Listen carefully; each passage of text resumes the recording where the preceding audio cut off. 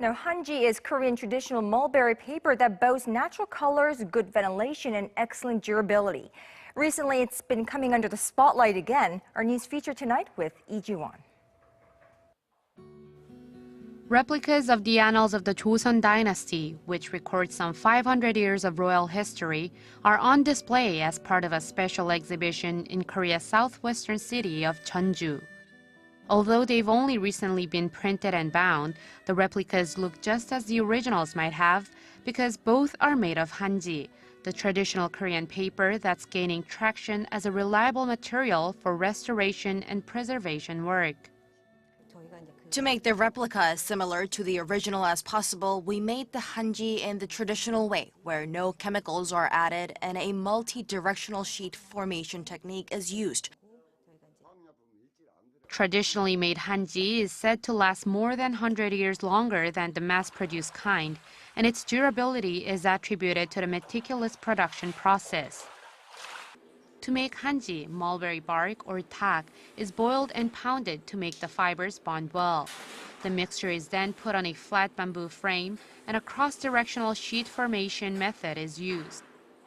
The sheets are then air-dried on wooden boards and beaten with a wooden hammer to smooth out the texture.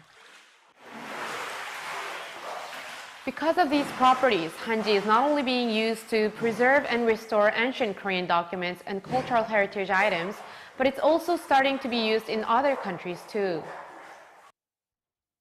Earlier in the year, Hanji was chosen for use in the restoration of a globe given to Pope John XXIII in the late 1960s. There's also a handful of Italian cultural items that have used Hanji for restoration and preservation purposes, including the Rossano Gospels and a painting of Baroque artist Pietro da Cortano. Hanji was the most suitable because it's not easily torn, even when wet, and it sticks and blends very well with other materials. And just last week, a ceremony was held in Rome where the prestigious Central Institute for the Restoration and Conservation of Archival and Library Heritage recognized Hanji for its value in the restoration of ancient archives and books, becoming the first foreign institute to do so. Until now, the traditional Japanese paper hwaji was a usual choice for preservation and restoration work at archives around the world. Japan had promoted the paper long before Korea did by holding state-organized forums and workshops. And although Hanji and hwaji have similar traits, Hanji's unique traits are starting to gain recognition. The fibers used for Hanji are longer than the ones used for hwaji, giving it greater durability. And so it's better to use Hanji when working with round surfaces.